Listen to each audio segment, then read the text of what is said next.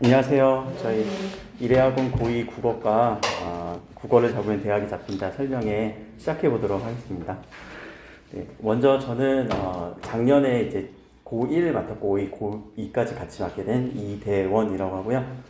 여기 계시는 선생님은 최승훈 선생님이십니다. 네, 안녕하세요. 감사합니다. 오늘 순서는 제가 먼저 앞부분에 올해 변화는 저희 일회 국어에서의 특징들 좀 말씀을 드리고요.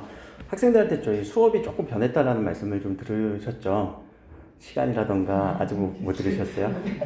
네. 그리고 두 번째 파트에서는 저희 이제 그 승훈 선생님께서 이제 국어 공부 관리 필요하거든요. 그런 부분들에 대해서 말씀을 좀 드릴게요.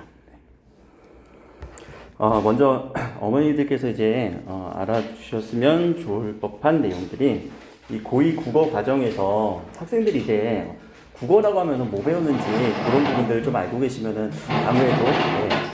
그리고 여기 다 계시는 분들이 다 아들이시네요. 다. 네. 그럼 대화하시기도 조금 편하시지 않으실까 네. 하면서 먼저 이제 국어를 공부하다 보면은 초등학교 때, 중학교 때, 고1 때까지 학생들이 여기까지 이제 공부를 했는데요. 고1 때까지는 국어라고 하는 과목에서 같이 배워요. 모든 영역을요. 근데 2학년 때 가면은 이제 2학년, 3학년 가면서요. 국어의 4가지 영역이 각각 학기마다 나뉘거든요. 그러니까 한 학기에 문학을 다 배우고요. 한 학기에 독서를 다 배우고요. 한 학기에 언어와 매체라고 하는 건 문법, 그리고 화법과 작문이라고 하는 말하기, 듣기. 이거를 한 학기마다 배우게 되어 있어요. 그러니까 그런 식으로 좀 이게 국어라는 과목은 이제 없어지고 각각의 제목별로 문학 한 학기, 독서 한 학기. 그러다 보니까 뭐 다 같은 국어라고는 하지만 제가 보기에는 이 4가지 영역은 같은 국어가 아니에요. 그러니까 한 지붕 4가족 정도? 네, 그렇게 되는 느낌이더라고요. 그래서 각 영역별 학습 방법을 좀 적합한 학습 방법을 찾는 게 가장 학생들한테 지금 시급한 상황이고요. 학생들이 이제 이번 학기 2학년 국어에서는 광동 같은 경우는 1학기 때 문학, 그리고 2학기 때 독서. 지금 이제 의고 학생 계시니까 1학기 때 독서, 2학기 때 문학. 의고는 아직 3월 그 개학하고 나서 봐야 되는데 광동고는 확정된 걸로 제가 확인을 했는데 아직 의고는 확정인지는 조금 더 지켜봐야 될 것 같아요. 네. 그 공지사항이 아직 올라오진 않아갖고요. 보통 이제 이게 1월 말에 결정이 돼서 2월 달에 확정이 되는데 지금 현재는 아마 학교 내부적으로는 다 확정이 됐었을 거예요. 그래서 대부분의 학교가 이 문학하고 독서 중심으로 2학년을 꾸리고 있습니다. 근데 그 이유가 이번에 수능이 많이 바뀌면서요. 문학과 독서는 공통 영역으로 들어가고요. 그 언어와 매체, 화법과 작문은 선택 영역으로 들어가요.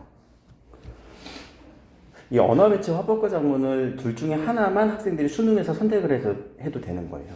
그래서 언어 매체는 문법이고요. 화법과 작문은 이제 말하기, 듣기, 요 패턴들, 방법들을 공부하는 거라서 아이들이 이제 공부하기에는 문법 공부가 좀 어려워하는 친구들도 많죠. 그래서 화법과 작문으로 많이 쏠리는 추세이기도 합니다. 그러니까 학교에서는 그러면 가르칠 때 이 문학과 독서는 공통이니까 이거 가르치는 게 제일 편한 거죠. 학생들이 선택할지도 안 할지도 모를 언어와 매체 화법과 작문을 하는 것이 아니라. 근데 이제 3학년 가면은 분명히 언어와 매체 화법과 작문이라는 것을 선택 과목으로 해서 배우는데 3학년 특성상 교과서 진도를 나가지는 않고요. EBS 교재들 있죠. EBS 교재인데 그때 또 문학을 또 배우고 EBS 교재인데 독서를 또 배우고 그래요. 네, 그래서 이 언어와 매체 화법과 작문은 개별적으로 공부를 계속적으로 해줘야 되는 그런 좀 어려운 점들이 있습니다. 학교마다. 국어의 학습 방법을 좀 나눠보면은 먼저 이렇게 크게 4가지 영역인데 다 제가 조금씩의 느낌이 다 다르다라고 말씀을 드렸었잖아요. 언어와 매체라고 하는 이 문법은 개념 중심이에요. 그러니까 아이들이 많이 숙지를 하면 좋아요. 많이 바라보고 많이 공부를 하고 외우듯이 공부를 하면 좋은데 독서는 저희가 이제 뭐 글을 읽을 때 배경 지식이 있으면 좋다라고 하지만 그 배경 지식보다는 그 순간에 글들을 이해하는 능력이 더 필요한 거예요. 근데 대부분의 학생들이 외우는 거 좋아해요. 그냥 쭉 외우면서 공부하는 걸 너무 좋아해갖고 이 독서 공부하는 게 상당히 좀 어렵고요. 문학도 이 왼쪽에 좀 치우쳤지만 사실 이 중간 정도에 있지 않을까 저는 판단을 하고 있어요.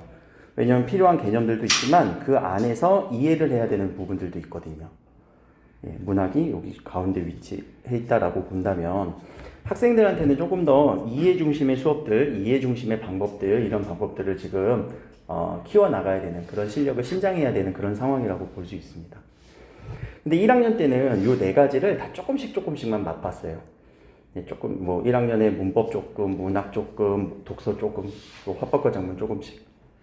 그래서 그 1학년 때 생각해 보시면 학생들이 국어 성적이 좀 그래프가 그려지는 경우도 있었을 거예요. 어느 학기에 뭐 중간고사는 잘했는지 어느 학기에 기말고사는 좀 낮아지더라. 혹은 기말고사엔 좀 올라가더라. 이런 느낌들이 있었을 텐데 그거는 각각의 영역들이 반영된 단원들이 있을 때 학생들의 장점이 발휘되고 또 이제 어려운 부분 또 어려워하는 그런 부분들이 있었던 거죠.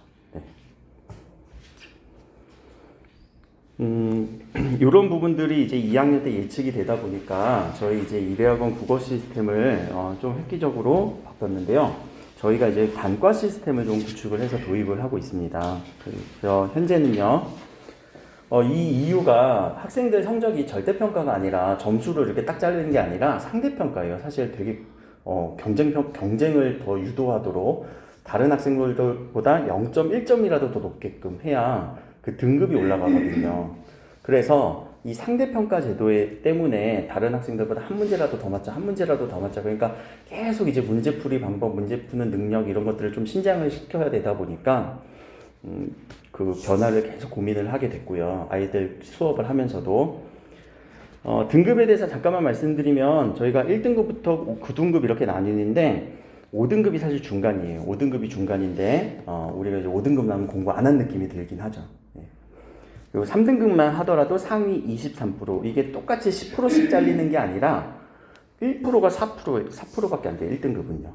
그래서 상당히 좋은 문이거든요. 1등급 나오고 2등급 나온 친구들은 정말 그 안에서도 공부 잘하는 친구들로 칭찬 많이 해주시고 어떤 과목에서 많이 등급이 좋아졌네 라는 성적표 보시면서 칭찬도 많이 해주시면 좋겠고 3등급, 4등급이라고 못하는 건 아니고 한 문제, 두 문제 차이예요.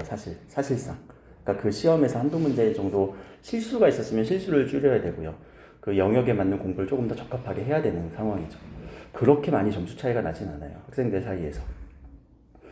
근데 이 학년 평균 5등급이 나오면 현실적으로 그 인서울 하기는 많이 힘들어요. 서울 시내에 있는 대학교 정원이 10만 명 채 안 되거든요. 한 8만 명 정도로 제가 알고 있는데 8만 명이면은 지금 전국에 그 수능 보는 인원 중에서 한 10 몇 프로밖에 안 돼. 17%? 16%밖에 안 되는 거예요. 그러니까 학생들이 이 3등급 이상 정도 되는 성적이 나와야 인서울을 할 수 있는 현실이기도 해요. 물론 이제 경기도권에 있는 수도권에 있는 대학교 또 지방에 있는 다른 또 국립대 좋은 학교들까지 포함하면 조금 더 넓어지겠지만 그런 현실이다 보니까 학생들한테 이런 문제풀이 능력 계속 한 문제라도 더 맞춰야 돼라는 것을 좀 강조할 수밖에 없는 현실이고요. 작년에 제가 1학년을 좀 전임해서 맡게 되면서 1학기 시간표와 2학기 시간표, 학생들 시간표인데 시간표가 좀 달라지는 부분들이 있죠. 요 국어 수업을 좀 이렇게 나눠 갖고요. 저희가 뭐 코칭 시스템을 하나 도입을 했었거든요. 저희 조교 선생님을 같이 한번 또 호흡을 맞춰 갖고 제가 수업을 하게 되면은 학생들한테 강의식 수업으로 일방적으로 이렇게 막 전달만 하게 돼요. 지금 요 구도죠. 예. 학부모님과 저의 구도. 제가 이렇게 전달하면은 그냥 이렇게 필기하시고 적게 되고 이런 구도인데 근데 이제 코칭 선생님을 배치하면서 수업 시간에 배치를 하면 학생들의 학습 이해도를 옆에서 밀착 마크를 할 수 있을 것 같아요. 예, 그런 걸 고민해갖고 구안을 했던 거고요. 그런 거와 함께 매주 이제 테스트를 그 문제풀이 능력을 계속 키워주기 위해서 요 매주 테스트를 진행을 했고요. 그리고 결과를 바로바로 볼 수 있게끔 이렇게 데이터화하는 과정을 지난 1년 동안 한번 해봤어요. 이거를 바로 눈에 이렇게 가시적으로 보여야 학생들 지금 어디를 어려워하고 어디를 이렇게 수월하게 느끼는지 그걸 이제 눈에 딱 보고 싶었거든요. 저는요. 그래서 작년에 이렇게 시간표 변화를 주면서 이게 실시간 데이터 확인되고 뒤에서 승훈 선생님이 조금 더 자세하게 분석을 해주실 거예요. 이렇게 집계가 돼요. 학생들 성적을 바로 확인할 수 있게끔. 네, 이런 작업을 제가 이제 작년 한 해 동안 계속 연습을 해보고 테스트도 해봤고 지금 현재 구축이 된 상황이고요. 실시간 연동이 되고 자동 채점되면서 결과 분석이 이런 식으로 좀 나올 수 있게끔. 네, 그러면은 우리 학생들 개별적인 성적들을 보더라도 평균과 얼마나 차이가 있는지를 볼 수 있고요. 혹은 회차별 우리 매주 이렇게 시험을 볼 때 빨간색은 잘한 성적, 파란색은 좀 성적이 낮았을 때. 그러니까 매번 똑같지는 않아요. 네, 매번 똑같지는 않고요. 이게 또 세분화하면 영역별로까지도 나눌 수 있어요. 그래서 그런 부분들은 뒤에서 말씀을 더 자세히 드릴 거고요. 이렇게 하다 보니까 저희 국어 수업이 저와 이제 승훈 선생님을 같이 고2에 배치를 하면서 학생들이 배워야 되는 이번 학년에 배워야 되는 문학과 독서에 저희 선생님들이 각각 담당 영역을 맡아서 보다 더 확실하게 준비를 하고요. 또 수업을 진행할 수 있도록 하고 있습니다.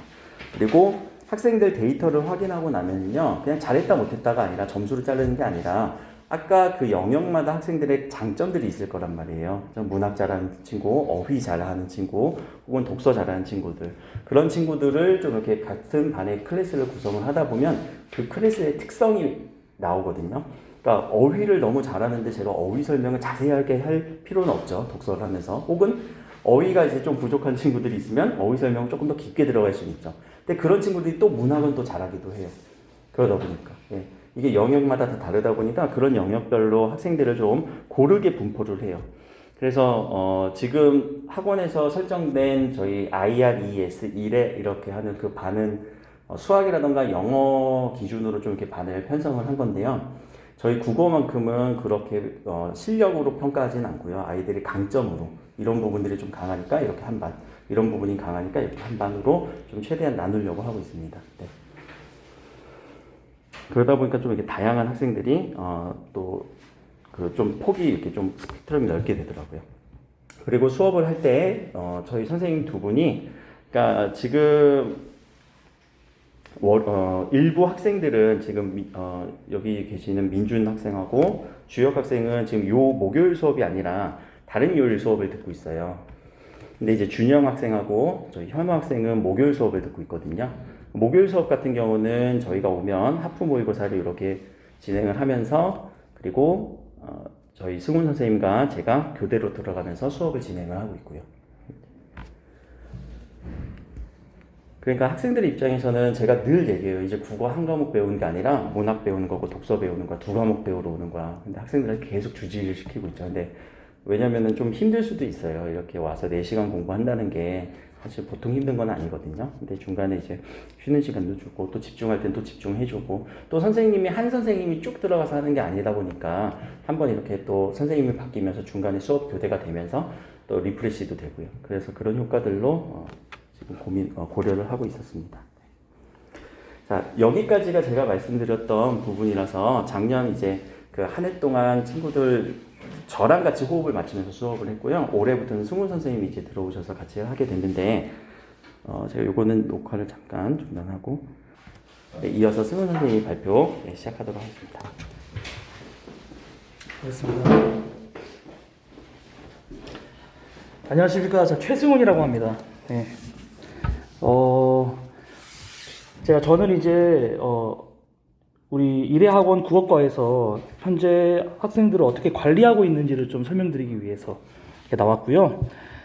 사실 지금 현재 보면은 예전에는 제가 저도 학창 시절에 학원 다니면서 수능 준비하고 이렇게 공부했던 시절에는 제가 이제 경기도 안산에서 이제 학교를 다녔었거든요. 근데 학원을 다니러 주말에 이렇게 서울에 올라와서 학원을 유명한 큰 학원들에 이렇게 다녀서 수업을 했어요. 왜냐하면 그때 당시에는 학원마다 선생님들의 어떤 수업 편차가 좀 크게 느껴졌었어요. 그러니까 훌륭한 선생님이 좀 메이저 큰 학원에 이렇게 있기 때문에 시간을 내서 단과 수업을 그렇게 수강 신청해가지고 경기도 안산에서 거의 4호선 상록수역인데 거기서 서울까지 가려고 그러면 1시간 반, 2시간 이렇게 진짜 거의 이동해가면서 수업을 그때도 들었었거든요. 근데 지금은 보면은 이제 그럴 필요가 없는 게 이제 온라인 인강 사이트 같은 게 너무 잘 돼 있고 그러고 이제 그 인강 사이트에서 양질의 수업 같은 것들을 이제 거의 다 그냥 오픈해가지고 거의 볼 수 있잖아요. 돈만 내면. 그러다 보니까 제가 느낀 거는 선생님들이 어떤 학원에 가서 선생님들 수업하는 걸 봐도 옛날처럼 이렇게 많이 떨어진다 이런 분들이 많이 없으세요. 그러니까 수업 퀄리티 자체는 어디 가도 좀 많이 올라간 것 같아요. 각 학원마다 다. 근데 그래서 이제 지금부터 이제 제가 느껴진 게 그럼에도 불구하고 어떤 학원에 가면 아이들이 성공하고 이제 대학도 잘 가고 성적도 오르고 실력도 오르고 하는 것이 사실 관리 차이거든요. 그러니까 수업이 좋으면은 자 이제 가볼게요. 학습 관리가 얼마나 중요한 것인가 이걸 이제 먼저 말씀드리기 위해서 보통 이제 우리 예전에 공부를 이제 학원에 다녀서 공부를 시켜야겠다라고 하면 어떤 좋은 선생님이 좋은 수업을 해주시나에 집중을 많이 하거든요. 근데 사실 수업도 중요하지만 제일 중요한 게 이제 우리 애가 그 수업을 듣고 얼마나 자기 것으로 만들 수 있는가 이게 사실 중요하잖아요. 아무리 좋은 수업을 들어도 그렇게 따지면 이제 우리나라에서 가장 유명하다는 1타 강사 인강을 들으면 모든 애들이 다 서울대를 가야 돼요. 그렇게 따지면은. 근데 그게 아니거든요. 그러니까 우리 아이들에게 적합한 어떤 수업을 해주고 또 필요한 어떤 과제를 내주고 또 했는지 안 했는지를 이렇게 수시로 체크하면서 관리해 나가는 거. 여기가 이제 사실 이제 각 학원들의 어떤 이제 차별화가 진행되는 부분이 바로 이 부분이라고 저는 생각합니다. 자, 그래서 이거는 제가 이제 뭘 설명해 드리려고 하는 거냐면 수업이 약 100이라고 이제 하면 이 학습의 효율이라고 하는 게 학생마다 최대치가 약간 1이라고 치면 어머님들이 보통 많이 헷갈리시는 게 옛날에는 수업과 학습을 합연산으로 생각하셨어요. 그러니까 수업 잘 들으면 실력 오르고 내가 공부하면 더 오르고 이건데 그게 아니라 고변산입니다. 이게 그러니까 좋은 수업을 해도 학생이 잘 알아듣고 복습하고 내 것으로 만드는 그 과정 이게 있어야지 이 100이 올라가거든요. 근데 만약에 이게 학습의 효율이 0.7, 0.5 이러면 100짜리 수업을 해줘도 70, 50 이렇게 올라가는 거죠. 가장 최악은 정말 좋은 수업을 열심히 하고 학생한테 과제도 내주고 했는데 학생이 하지 않는다면 이게 0이 돼버리면요. 아무런 효과가 없습니다. 사실상. 그래서 예전에는 정말 저도 그냥 어떻게 하면 좋은 수업을 할까에만 시간을 많이 투자했었거든요. 근데 지금은 이제 고민이 달라졌어요. 어떻게 하면 우리 애들이 내가 한 수업을 전부 다 자기 것으로 만들 수 있는 것인가. 여기에 포커스를 맞춰가지고 이제 저는 지금 학생들을 관리하고 있고요. 보통 관리의 핵심어라고 하는 게 이제 다른 학원들 가시거나 여타 이제 여러 어머님들이 보통 알고 계신 게 저도 학원을 되게 여러 군데 다녔었거든요. 여기에 오기 전에는 중계동에 있었고요. 그 전에는 일산에서 있었고 이런 식이었는데 보통 우리가 관리 열심히 잘합니다 하면은 무엇을 관리하느냐에 포커스를 많이 둬요. 어머님들한테도 이런 식으로 얘기해요. 저희 출결도 관리하고요. 과제 관리도 하고요.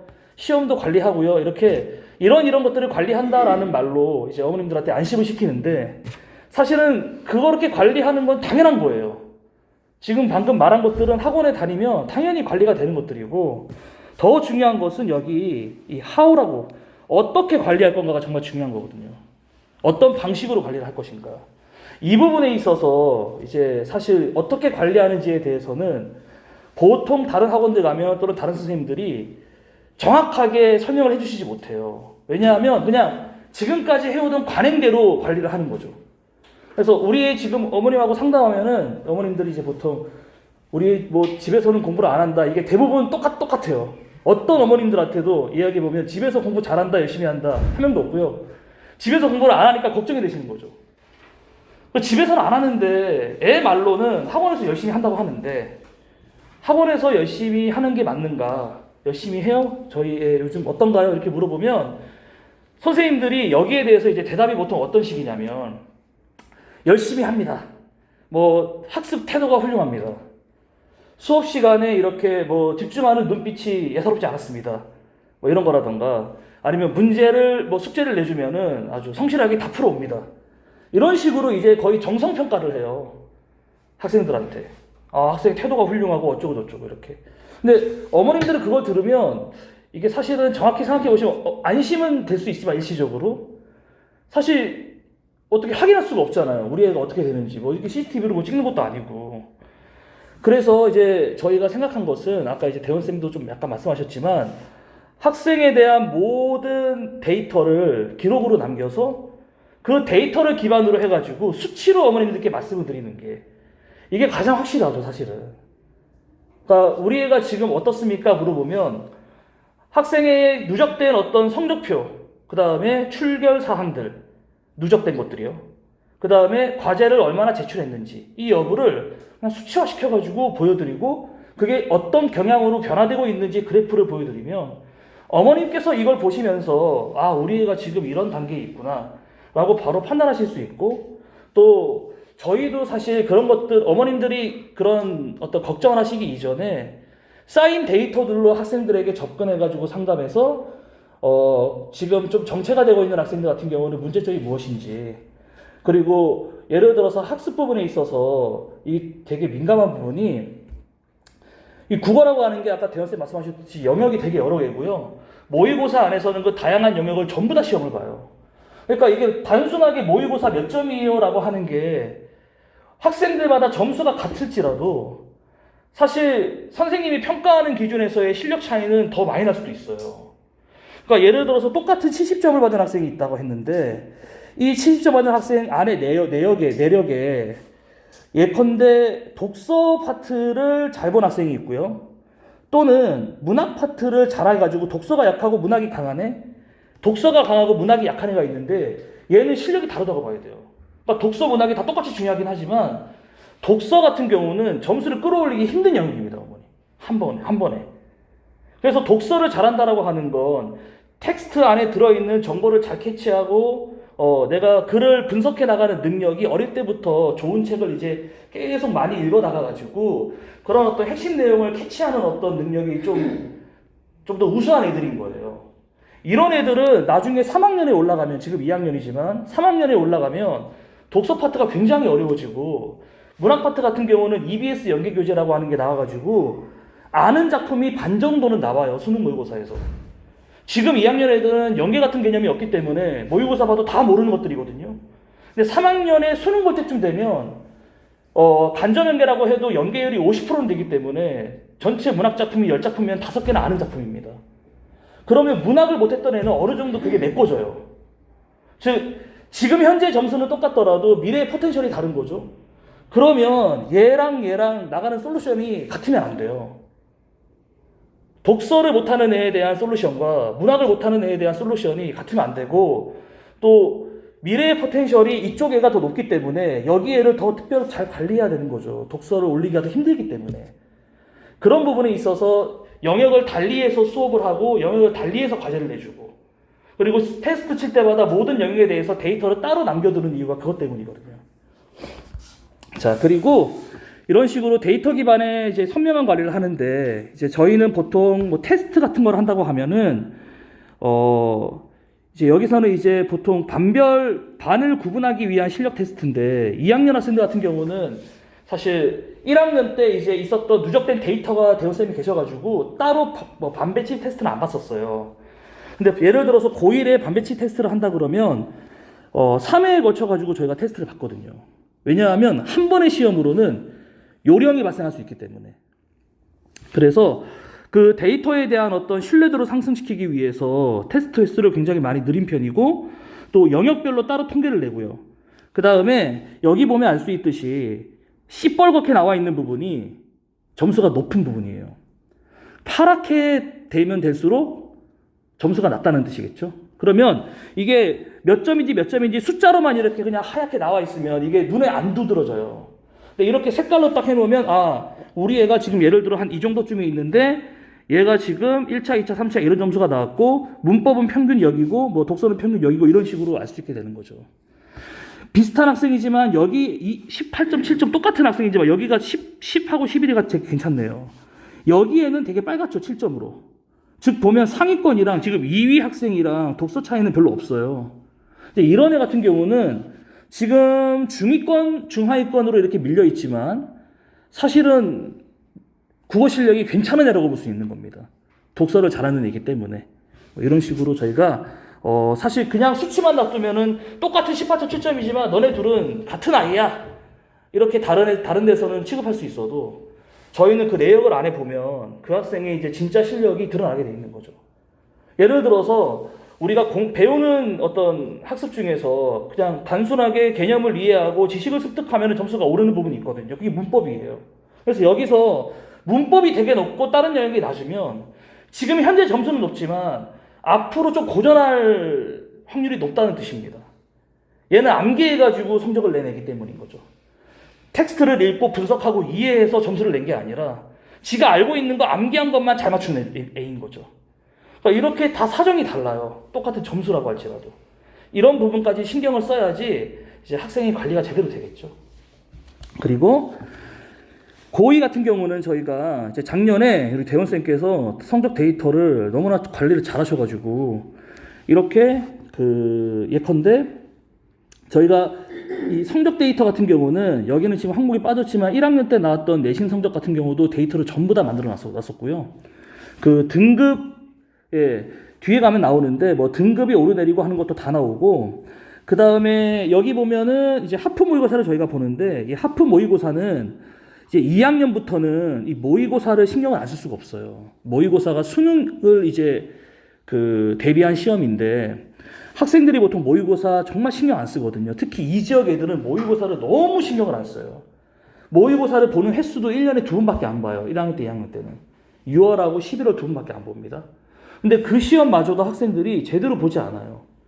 그냥 가가지고 그냥 대충 시험 보고 그냥 자고 하는 애들이 대부분이라서 2학년까지 와도 실제로 이렇게 모의고사를 제대로 치러본 애들이 없는 애들도 부지기수입니다, 지금. 근데 저희는 이제 결국에 내신 성적 같은 경우는 흐르는 대로 쭉 가게 돼 있어요, 기본적으로. 내신 때마다 열심히 하면 되는 거고 내신을 위해서 12개월을 열심히 투자할 필요는 없습니다. 내신을 1년에 4번 치는 시험이고 4달만 투자하면 돼요. 그럼 무슨 얘기냐? 8달은 수능에 투자를 해야 되거든요. 근데 학생들이 내신에 너무 몰빵을 하니까 내신 이외의 다른 시험은 나에게 되게 먼 시험이 되는 거죠. 중요하다는 건 알지만 지금부터 이렇게 공부해야 된다는 것에서 체감이 없어요. 근데 그거를 체감할 수 있게 해주려면 계속 학생들한테 그 수능형 문제로 매주 테스트를 보는 수밖에 없어요.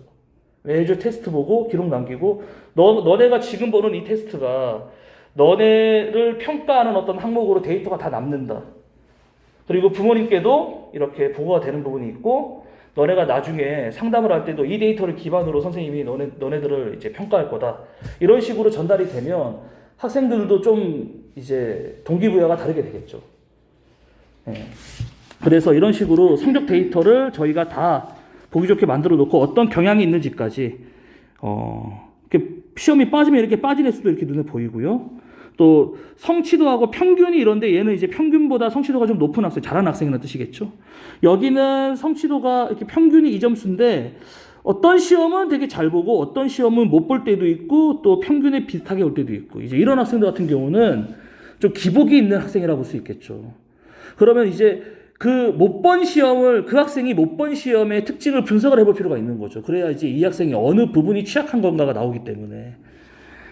자, 그 다음에 아까 전에 보신 실시간 성적 데이터 확인인데 이제 이 부분은 저희가 한 달에 한 번씩 모의고사를 실제로 보거든요. 이제 하프 모의고사는 어머님 그 모의고사가 45분제 80분짜리 시험이라서 매주 올 때마다 그걸 볼 수가 없어요. 80분이라는 시간을 투자해가지고 모의고사를 보면 애들이 기력이 다 쇠해버립니다. 엄청 집중을 해가지고 글을 많이 읽어야 되기 때문에 그래서 그 시험은 매주는 못 보고 대신 한 3분의 1 정도로 축소해서 15문제 대신 이제 예를 들어 독서 4지문이 나오면 독서 1지문, 문학 4지문이니까 문학 1지문, 뭐 화법 이렇게 이런 식으로 다양한 영역을 다 조금씩 섞어가지고 미니 모의고사처럼 만들어서 매주 시험을 보는 거죠. 그리고 진짜 풀 시험 이제 정식 모의고사 시험은 한 달에 우리가 마지막 주에 꼭 보는데 이번 주 일요일 날에 보거든요. 학생들한테 시험지를 다 나눠줬고요. 저희 시험지가 저희가 이번에는 하얀 봉투에다가 다 넣어가지고 이름까지 써서 봉에서 다 줬어요. 시험치는 일요일 날에 뜯어서 바로 시험 본다 이런 식으로 하려고. 그렇게 학생들한테 최대한 모의고사 느낌이 나게 긴장감 있게 모의고사를 매달 보고 그 매달 본 모의고사 같은 경우는 이렇게 모의고사를 보고 난 다음에 답안 입력을 하면 저희는 이제 QR코드로 이제 학생들이 자동으로 다 답안 입력을 하거든요. QR코드를 시험지 위에 있는 걸 찍으면 구글 설문지가 핸드폰에 뜨고 거기에 자기가 푼 거 답을 다 적으면 돼요. 따따따따 찍으면 한 1분이면 끝나거든요. 그러면 자동 채점이 되면서 저희한테 이렇게 데이터가 싹 넘어오게 돼 있어요. 그러면 이제 학생들마다 이런 식으로 1번부터 45번까지 몇 개 틀렸는지, 예를 들어서 제일 작은 학생 같은 경우는 문법 한 문제 틀렸고 나머지 다 맞았네요. 근데 이제 여기 밑에 이 정도 파란 색깔 부분 있는 학생들 보면은 지금 보면 이렇게 중간중간에 덩어리째로 빵꾸가 나 있는 경우가 있어요. 이렇게. 이 경우는 그 지문에 대한 독해를 하지 못했거나 다 틀렸다라고 하면은 시간이 없어서 어려워서 넘긴 지문인데 시간이 채 없어가지고 마저 못 풀었거나 뭐 그런 식이 있겠죠. 그래서 이런 부분에서 이제 학생들한테 이걸 데이터를 보고 저희가 확인해가지고 학생한테 요구를 해야 돼요. 이 부분은 어떻게 해서 못 풀게 된 거고 왜 독해가 안 됐는지. 그러니까 학생한테 이런 데이터를 보고 좀 그것에 대해서 학생한테 숙제를 내주거나 과제를 내줘야 되는 거지. 예를 들어 다 맞은 학생한테 앞에 있는 화법과 작문 문법 부분에 있는 거 피드백 해오는 거 숙제 내주면 얘는 숙제가 없게 돼버리는 거거든요. 그러니까 학생별로 맞춰서 가지고 뭔가 과제를 내주고 맞춰가지고 학생들한테 이렇게 여러 가지 솔루션을 제시를 할 거면 이런 데이터가 꼭 필요합니다. 사실상. 그 다음에 아까 전에 이제 설명드렸던 부분인데 이제 같은 점수 다른 세부 결과라고 하는 게 점수가 같더라도 이런 식으로 어떤 학생은 독서를 잘하고 어떤 학생은 문학을 잘하고 아까 말씀드렸듯이 그 결과에 따라서 현재의 점수는 같을지라도 이 학생의 어떤 미래의 점수 기대치가 다를 수도 있는 것이고 그 다음에 지금 당장 학생이 주안점을 두고 공부를 해야 할 영역도 다를 수 있겠죠. 그래서 이런 부분 때문에 이제 저희가 같이 수업을 분야를 나눠가지고 수업하는 게 시너지가 나는 거예요. 이제 작년에는 선생님은 그냥 고2 학생들 다 맡았고 저는 고1, 고3 학생들을 다 맡았었는데 그때는 정말 너무 힘들더라고요. 왜냐하면 전 영역에 대한 어떤 수업 준비를 제가 다 해야 되고 학생 관리가 이렇게 세밀하게 안 되더라고요. 왜냐하면 수업 영역이라고 하는 걸 안 나누면은 이제 각 학년마다 모든 분야를 제가 다 준비를 해야 되잖아요. 수업 준비를. 그러니까 수업 준비하는데 너무 시간이 많이 할애돼서 학생에 대한 어떤 세부사항을 이렇게 미세하게 집어내지는 못해요.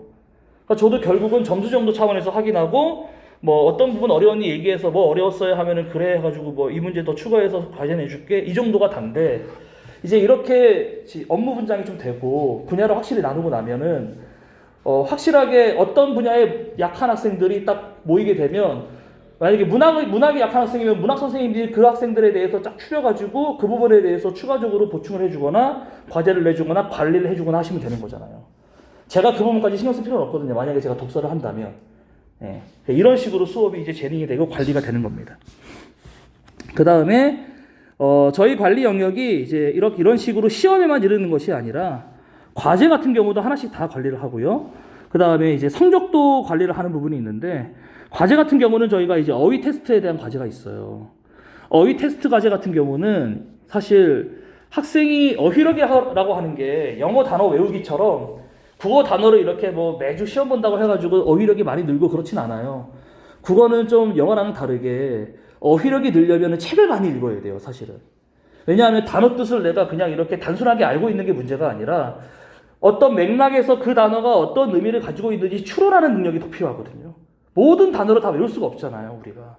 모르는 단어가 있더라도 앞뒤 문맥을 보아하니 이런 의미일 것이다 라고 추론하는 능력이 있으면 어휘가 크게 문제가 되지 않거든요.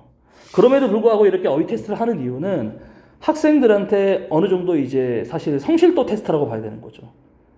최소한의 이 어휘 테스트를 통과하기 위해서 내어준 과제를 하느냐 안 하느냐가 사실은 저희가 보는 항목들이거든요. 그렇게 성적이 그렇게 크게 뭐 좌우되는 그런 요소는 아니지만 학생의 태도를 저희가 체크해 볼 때에는 상당히 중요한 지표가 될 수도 있습니다. 이런 것들이. 자, 그 다음에 저희가 이제 온라인 수업도 적극적으로 도입을 해서 매주마다 온라인 수업을 하고 고2 학생들 같은 경우는 한 2, 3주 정도는 제가 온라인 수업을 이제 일요일 날 계속 해왔었어요. 그러니까 원래 여기 목요일 날에 저희가 4시간 수업을 하거든요. 4시간 수업을 하고 온라인 수업을 1시간 정도를 더 하고 해서 총 한 5시간 정도 수업이 되는 거죠. 작년 기준 생각해 보면은 작년에 저희가 단과 학생도 그렇고 뭐 국어 과목 한다 그러면은 수업 시간이 일주일 최대 3시간 반이었어요, 그냥. 근데 이제 올해는 저희가 이런 식으로 국어 단과로 분리가 되면서 온라인도 도입하고 또 같이 이제 수업을 동시에 들어감으로써 시간을 더 효율적으로 쓸 수 있게 돼가지고 학생이 실질적으로 이제 수업하는 시간 자체가 많이 늘어났죠. 3시간 반에서 일주일에 5시간으로. 그래서 온라인 수업도 도입이 되고 또 우리가 매주 하는 수업이 이런 식으로 이렇게 이거를 칠판 삼아 저희가 매주 수업을 하거든요. 태블릿을 이용해서. 그리고 지금도 녹화를 하고 있지만 수업도 이런 식으로 매주 녹화를 해요. 지금까지 모든 수업을 다 녹화해뒀습니다. 2학년 수업들도. 이거는 이제 작년에는 대원쌤이 그 수업 녹화를 계속 해오셨고 저는 작년에 수업 녹화를 하진 않았었는데 수업 녹화를 한 것을 복습 삼아 활용하는 학생이 주혁이가 수업 녹화한 거를 복습 삼아가지고 여러 번 돌려서 봐가지고 성적이 굉장히 괜찮게 나왔다라는 사례가 이제 발표가 됐었어요. 우리 대원쌤으로. 그래서 올해는 그냥 모든 수업을 전부 녹화를 다 떠놓자. 그리고 학생들한테 복습이 필요한 학생들이나 또는 지금 코로나로 지금 오미크론 환자 너무 많아가지고 사실 좀 결석생들도 되게 많거든요. 그럼 결석에 했을 때도 실시간으로 온라인 수업 그대로 해주고 수업한 내용들 영상으로 남겨가지고 혹시 이해 안 되거나 다시 보고 싶거나 하는 애들한테 다 제공해주고 있어요. 모든 수업 영상이 다 데이터로 나와 있기 때문에 학생들은 보충 재료도 쓸 수가 있고 또 이제 복습을 열하는 학생들은 복습의 재료로 쓸 수도 있고 그렇죠? 그 다음에 예를 들어서 일정 기간 동안 사정이 있어가지고 못 온 학생들 같은 경우도 걱정을 할 필요가 없는 거죠. 수업 교수는 생기지가 않으니까 수업 영상들 그냥 다 제공해서 학생들한테 무료로 전부 다 쓸 수 있게 하고 있거든요. 자, 그리고 여기는 이제 학생들한테 이런 식으로 이제 영상을 제공한 것들이 나와요.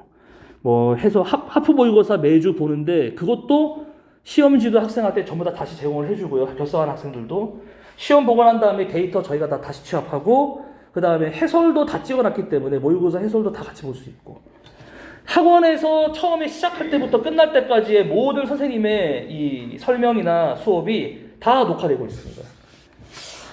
자, 그 다음에 저희가 온라인 수업을 통해서 또 학습 관리를 하는 거 아까 제가 말씀드렸듯이 온라인 수업도 하고 그 온라인 수업 한 것도 녹화하고요. 온라인 학습센터가 저희가 따로 있고 국어과만 쓰는 여기 학생들은 이 페이지가 거의 지가찾기가 다 돼 있을 거고요. 여기에서 이 버튼 누르면은 제 온라인 수업으로 들어오게 되고 이 버튼 누르면 대원쌤 온라인 수업으로 들어가게 돼요. 그래서 직관적으로 누르면 바로 줌으로 연결해가지고 온라인 수업에 접속할 수 있게 되고요. 온라인으로 수업하는 게 사실은 수업으로 활용되는 것도 좋지만은 이제 우리는 이 온라인 수업 통해 가지고 매 월마다 보는 모의고사를 온라인으로 보거든요. 그래서 이 온라인 모의고사가 사실 저희 과가 이제 시작해서 지금 다른 과에도 이거 너무 좋다고 해가지고 따라서 온라인 모의고사 보기로 해서 영어과가 온라인 모의고사를 아마 봤을 거예요. 그래서 이 온라인 모의고사라고 하는 게 어떤 거냐면 우리가 학원에서 모의고사 본다고 하면은 이게 참 계륵 같은 존재입니다. 왜냐하면 80분 시험을 봐야 되잖아요. 그럼 학원에 와서 80분을 써야 되는 건데 수업 시간을 쓰자니 너무 아까워요. 왜냐하면 수업을 해주는 게 더 좋으니까. 근데 수업 시간 이외에 수업 다 끝나고 보자고 하니까 애들이 너무 힘들어해요. 그럼 이제 안 오는 날 와서 너네 수업이 없는 날에 와서 시험 보자 하면은 애들 입장에서는 잠깐 가가지고 80분 시험 보자고 학원에 하루를 투자해서 가는 것도 좀 학생들 입장에서는 되게 싫어하거든요, 그거를. 그래서 고민 끝에 그러면 온라인으로 그냥 모의고사를 매월 보는 게 어떻겠느냐.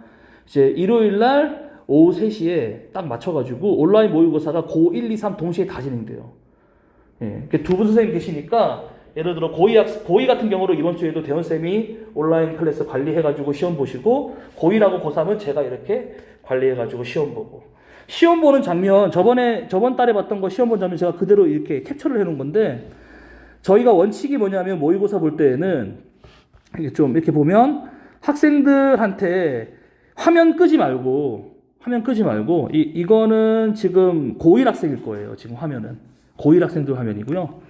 시험 볼 때 학생들한테 캠을 다 켜가지고 손캠을 키든 자기 자신을 비추든 실시간으로 시험 보고 있는 거를 이제 인증을 하면서 캠을 끄면은 얘가 시험을 보는지 게임을 하는지 뭘 하는지 모르니까 저희는 믿을 수가 없거든요. 예, 우리 학생들을 못 믿는다는 게 아니라 그래도 믿지만 그렇더라도 혹시나 싶어가지고 학생한테 캠을 무조건 다 키라고 하고, 그 다음에 모의고사 볼 때에 시간을 엄격하게 지키고 그 줌 화면에다가 이렇게 아예 시간을 띄워놔요. 그래서 학생들이 좀 시간의 압박을 받아가면서 실제 모의고사처럼 긴장감 있게 볼 수 있게 합니다. 이게 온라인 모의고사가 보통 다른 학원 같은 데 가면은 그냥 문제 주고 방치해요. 애들한테 문제 복사해 더 던져주고 다음 주까지 풀어와라 이러거든요. 근데 저희는 그렇게 하지 않고 온라인 모의고사 보고 나면 아까 말씀드렸듯이 시험지 위에 QR코드가, 시험지가 이렇게 있으면은 이게 국어 영역하고 여기 QR코드가 이렇게 있거든요. 이 QR코드 찍어서 학생이 바로 시험 보고 난 다음에 바로 QR코드로 성적을 자기가 푼 걸 다 기록을 남겨야 됩니다. 만약에 시험 봤다고 말은 했는데 QR코드로 이 답안이 들어오지 않는다, 그럼 바로 연락해요. 빨리 QR코드 찍어서 시험지 푼 거 빨리 내라, 제출하라고. 자, 철저하게 이렇게 줌 통해서 저희가 캠을 통해서 감독을 하고, 그 다음에 종료 직후 QR코드로 OMR을 대체시켜가지고, 실제로 이제 우리가 실제 시험에서도 80분 시간 안에 OMR 입력을 하는 시간도 포함되어 있거든요. 그래서 그 80분 시간 안에 QR을 찍어가지고 다 남겨야 되고요. 성적 산출한 다음에 데이터화 시켜서 그거를 이제 과제하고 수업의 보조제로도 다 연결해서 씁니다. 예를 들어서 모의고사를 본 날, 그 날 다음에 있는 수업은 모의고사에 대한 어떤 해설 수업이 일부 들어가게 돼 있겠죠. 그러니까 모의고사를 풀지 않으면 수업에 참여를 할 수가 없게 돼요. 그래서 저희가 이번에도 못 받은 학생이 한 몇 명 있는데, 코로나 때문에 못 받은 학생이 몇 명 있거든요. 그 학생들 이거 끝나고 나면 다 배달해 주러 가야 돼요. 여기 주소도 알아놨거든요. 뭐 대림아파트, 뭐 영무회담 이렇게 있더라고요, 애들이. 그래서 끝나고 나면은 저희가 고1, 2, 3학년 한 10몇 명 정도 되는데 그 다 돌아가지고 시험지 다 주기로 했어요. 이렇게 해가지고 꾸준하게 시험을 보면은 반드시 실력이 올라갑니다. 우리 어머님들한테는 제가 뭐로 예를 많이 드냐면, 이 시험을 그 토익이나 토플 시험을 이제 만약에 보신 어머님들이 있다면 아실 텐데, 토익 토플 시험도 많이 보면은 익숙해져서 성적이 올라요. 이거는 운전면허 시험도 똑같죠. 우리 운전면허 잘 못하는 분들도 그냥 인지 많이 붙이면 언젠가 붙게 돼 있어요. 익숙해지면은 성적이 잘 나오는 건데, 이 수능을 학생들이 잘 못 보는 여러 이유 중에 하나가 1년에 2번밖에 보지 않는 시험이라는 요소도 커요, 되게. 그러니까 매달 보면은 애들이 익숙해져가지고 좀 잘 볼 수 있어요. 근데 우리가 매달 보게 해줘야 되는데 실제로 매달 보는 학원이 없거든요. 근데 저희는 온라인이니까 부담 없이 그냥 매달 볼 겁니다. 성적으로 산출시켜서 학생하고 이제 바로 연결해가지고 솔루션으로 이렇게 과제 같은 거 수업으로 이렇게 제공을 하게 되고, 그리고 만약에 온라인 모의고사를 봤는데 학생들이 이제 많이 틀린 영역이 거의 일정해요, 사실은. 어려운 문제도 어려운 지문들이. 그 부분은 저희가 예측해가지고 수업을 다 준비를 하는데, 좀 모자란 학생들, 아니 틀리면 안 되는 지문인데 기초가 좀 떨어져가지고 틀리는 학생들도 있을 수 있잖아요. 이제 그런 학생들은 바로 코칭으로 그냥 보내버립니다. 그러면 이제 코칭으로 보내고 나니까 수업 결손 생기면 어떻게 하는데 어차피 다 찍거든요. 그러니까 코칭 듣는 애들은 사실은 수업을 훨씬 더 많이 하는 셈이에요. 수업 시간에 코칭 가가지고 코칭 수업 들으면 코칭 수업은 코칭 수업대로 듣고 여기서 수업했던 거 찍어놓은 것도 어차피 들어야 돼요. 그러니까 코칭 수업 2시간 들은 애는 일주일에 수업 시간이 7시간이 되는 거죠, 사실상. 그리고 그 코칭이라고 하는 게 그래서 좀 기초가 부족한 학생들한테 특히 이제 중위권에서 중하위권 애들이 상위권으로 올라가는 디딤돌 역할을 할 수 있게끔 만든 게 이제 이 코칭 제도고, 상위권 학생들은 코칭을 할 필요가 없어요. 그래서 고1 애들, 그 고1 어머님들 대상으로 저희가 설명회를 앞서서 했었는데, 그 2주 전에 어머님들이 다들, 그러니까 고1 애들은 지금 코칭을 안 하거든요. 왜냐하면 기초 수업을 하고 있는데 코칭을 할 필요가 없잖아요.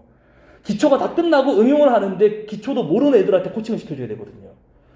그래서 지금 기초 단계를 하고 있으니까 코칭이 필요 없다 하시고, 코칭을 원하시는 학부모님들이 알아보니까 성적이 다 괜찮은 애들이에요. 공부 잘하는 엄마들이 코칭을 더 요구하시더라고. 이 취지를 잘 몰라서 그러시는 거죠. 아니, 그래서 어머님은 여기 코칭이 아마 학생이 필요 없을 겁니다. 왜냐하면 잘하는 학생들은 스스로 더 잘하게끔 만들어야지 자꾸 누구에게 의존해가지고 이렇게 문제를 해결하려고 하면 안 되거든요. 잘하는 학생은 혼자서 더 잘하게 유도해서 만들어야 돼요, 사실은. 막힌 부분이 있으면은 저희가 그냥 딱딱 혈 뚫어주듯이 그냥 뚫어주면 되는 거고, 그 막힌 부분이 나올 때까지는 자기가 자기 힘으로 밀고 나가줘야 되거든요. 이런 자기 주도가 돼야 3학년 때 성공을 해요. 그래서 이제 코칭 제도로 온라인 모의고사에 대한 부분까지 저희가 다 대비를 하고 있습니다. 이 코칭 수업 같은 경우는 이렇게 시간표 보시면 하프 모의고사 볼 때 지난주 하프 모의고사 결과를 보고 얘는 너무 좀 그냥 넘어가선 안 되는 학생이 있어요. 용서할 수 없나? 용서는 좀 그런가? 도저히 용납할 수 없는 학생이 있어요. 이 점수는 용납할 수 없다. 이런 학생 같은 경우는 저번 주 거 그냥 대충 넘어가는 게 아니라 바로 코칭 선생님한테 보내가지고 저번 주 거 좀 더 자세하게 이해하고 넘기게 하고 이때 거는 어차피 여기 있는 해설 제가 다 찍어놔요. 저희가 수업할 때. 그거 이제 학생한테 시험은 따로 보게 하고 또 영상 제공하고요. 근데 또 점수 봤는데 얘가 또 좀 용납할 수 없다. 그러면 또 이제 가는 거죠. 이런 식으로. 그래서 학생한테 근데 저희가 좀 문제가 있는 게 선생님은 한 분인데 저희 원칙은 코칭에 막 10명 이렇게 보낼 수가 없어요. 이게 밀착 지도기 때문에 맥시멈 3명입니다. 맥시멈. 꽉 차야 3명. 그래야 선생님이 진짜 옆에 붙어서 이렇게 할 수 있거든요. 그렇기 때문에 보내야 되는데 못 보내는 경우도 있어요. 이게 순번이 있어가지고. 예, 그런 경우도 있어요. 근데 이 코칭 선생님이 많이 필요하고 보내야 될 애들이 많다는 건 저희 입장에서는 좀 우울한 건데 다행히 그 정도는 아니에요. 지금 거의 애들이. 그래도 좀 열심히 잘하는 애들이 좀 있으니까. 그리고 코칭 선생님들한테 학생별로 어떤 부분에 코칭을 했고 또 학생의 코칭 결과 학생이 좀 어느 부분이 개선이 됐는지까지 다 피드백을 저희가 다 하고 있고요.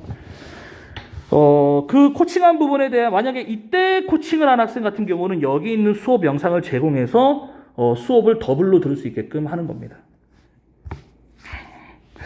자, 그래서 여기까지 이제 저희가 발표를 했고요. 저는 이제 여기 있는 다른 선생님들보다는 제가 수업을 2005 수능부터 했으니까 생각보다 좀 많이 했거든요. 근데 그동안에 학원을 되게 많이 옮겼어요. 제가 단과 출신이라서 여기저기서 파트로 단과를 엄청 많이 했었는데 큰 학원들도 많이 다녔고요. 근데 그런 학원들에 다니면서 그냥 저도 제 선배들한테 배운 대로 이렇게 수업하고 애들한테 이렇게 막 그 관리하고 이런 식으로 해가지고 지금까지 쭉 해왔었는데 작년부터 저희가 같이 조인을 해가지고 이 시스템으로 고3 애들을 한번 핸들링 해봤는데 소식을 아시는 어머님들이 있을지 모르겠지만 작년에 저희가 수업했던 애들이 역대 최대로 대학을 잘 갔어요. 작년에 수능이 정말 어려웠잖아요. 근데 국어로 체제를 다 맞췄어요. 수강했던 애들이. 그래서 저희가 확신을 가지게 됐습니다. 아, 이게 맞다. 이렇게 해야지 애들이 실력이 오를 것 같다. 그렇게 해가지고 진짜 저희 학원에 있는 대표님 원장님한테 계속 푸시를 해가지고 저희가 단과로 이렇게 다시 독립을 한 거거든요. 그래서 저희는 사실 이 자신감을 가지고 사실 하고 있어요. 저는 자신이 있거든요. 우리 학생들이 따라와만 준다면, 저희가 요구하는 대로 이렇게 따라와만 준다면 반드시 원하는 결과를 얻게끔 할 자신이 있고요. 어머님께서도 좀 믿고 지켜봐 주시면 저희가 좋은 결과로 보답을 해드리도록 하겠습니다. 감사합니다. 질문 뭐 해주실 질문이 있으면 대원생께서 네, 궁금하신